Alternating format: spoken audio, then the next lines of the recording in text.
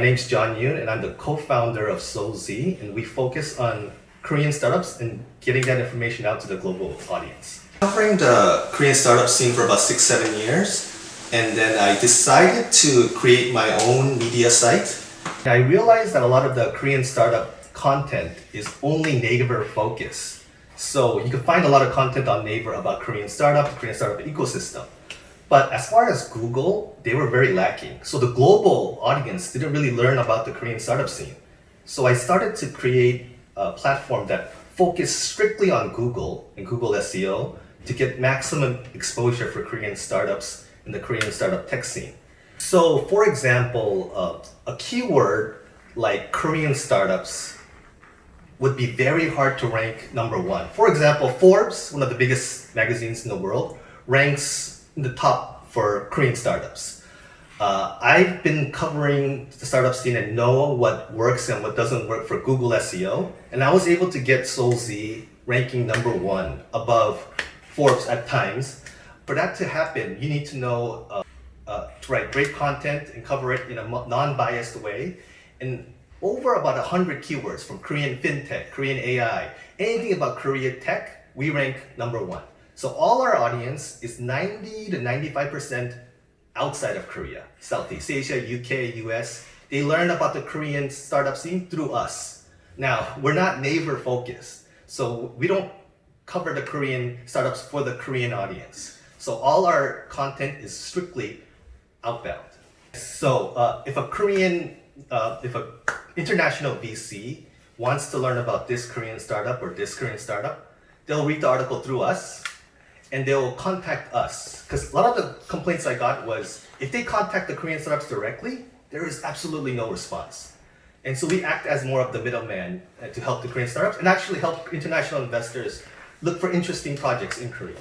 We strictly focus on four factors. One is funding. Obviously, if you got a lot of funding, you'll be higher on the list. Second would be market opportunity. How big of the market can you get? Three is the innovative idea. Has this idea been done, or is something that's new and could, potentially disrupt the industry? And four is scalability. As far as a lot of Korean startups or a lot of Korean blockchain startups, there's no path to going outside of Korea. So some only focus on Korea, or some focus on a little bit too wider picture and they fail. But if there's a clear road and a clear pathway, I think that there's a lot of potential for success. So Gaps, I feel like they have a very interesting idea with that focuses a lot on user-generated content. And I feel like in the future,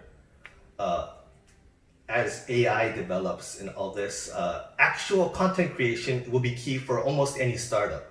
So gathering a community of people that are contributing to a platform has great potential, I feel. And I feel like Gaps understands that. I feel like Gaps is going to utilize that community to gain big data, analytics, and from there, they could actually go many directions. But once they have that community, and I feel like they're on the right track to get that community, there's potential for many things. Not a prediction, but the problem is, I feel like they're not connecting with the regular, everyday person.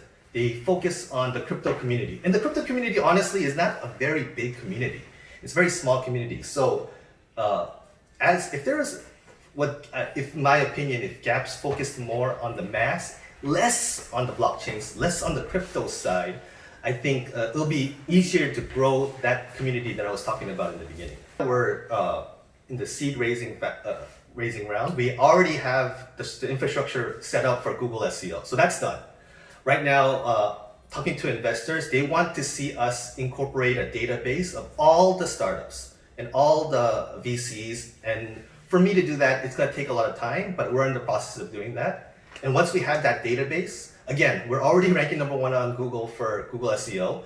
We want to rank for each individual startup and organization. It is behind the blockchain industry in Korea, especially Seoul. The Seoul mayor even said that they're going to have cryptocurrency strictly for Seoul citizens. The government's behind it.